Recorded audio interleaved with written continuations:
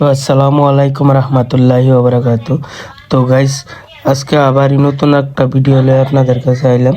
আমার অমিতা গাছ প্রায় 6 মাস রানিং হয়ে যেতেছে গা। 6 মাসে প্রায় অতটুক ডাঙর হয়েছি, গাছও প্রায় মোড়া হয়েছি। আমার গাছও প্রায় মাল একটা দুইটা করে লাগার অবস্থা। তো আমি বিকাল টাইমে খেতে গিয়া দেখি, তো গাছের থেকে মাল একটা দুইটা কইরা মালের যে কলিটা আছে একটা দুইটা করে জ্বরা আরম্ভ হয়ে গেছে। এটা লেগে বুঝলাম কিবা একটা মেডিসিনের দরকার পড়বো। তো মেডিসিন আমি আনছি না। মেডিসিন না আনার কারণে আমার গাছের কলি সারা ঝইরা পড়ে যাইতেছে গা, একটা একটা করে ফাইটটা জায়গা।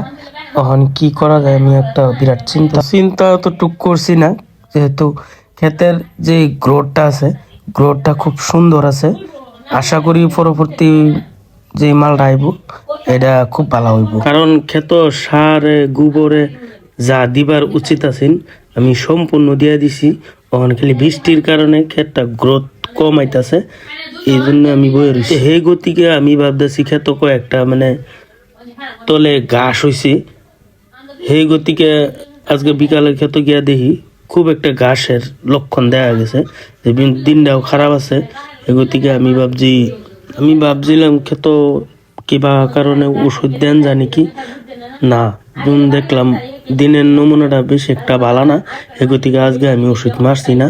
পরবর্তী চিন্তা করলাম যে কি করা। ক্ষেতের তো এমনি নমুনা খুব ভালো, আমি আশা করি এনের দোয়া আশীর্বাদে খুব যথেষ্ট পরিমাণে ক্ষেত ভালো আছে। তো যারা ইউটিউব থেকে দেখতেছেন অতি সহজে আমার চ্যানেলটা সাবস্ক্রাইব করে রাখবেন, আর যারা ফেসবুকের থেকে দেখতেছেন আমার চ্যানেলটা ফলো করে রাখবেন। আশা করি এখন তো আজকে আমি বিকাল টাইমে রেডি করছি যে ক্ষেত কয়েকটা ঘাস হয়ে রয়েছে, তোলে স্প্রে করে হাইরা ঘাস মারা ওষুধ নিতে ওষুধ দেওয়া আরম্ভ করে দিছি অলরেডি। দিনের দিকে বাড়ছায় রাখছি না, আমি দিনটা যদি বালা হতে ওষুধটা কাম করবো। এই গতিকে আমি ঘাস মারা কাম একদম স্টার্টই করে দিছি, আর বাড়ছাইছি না।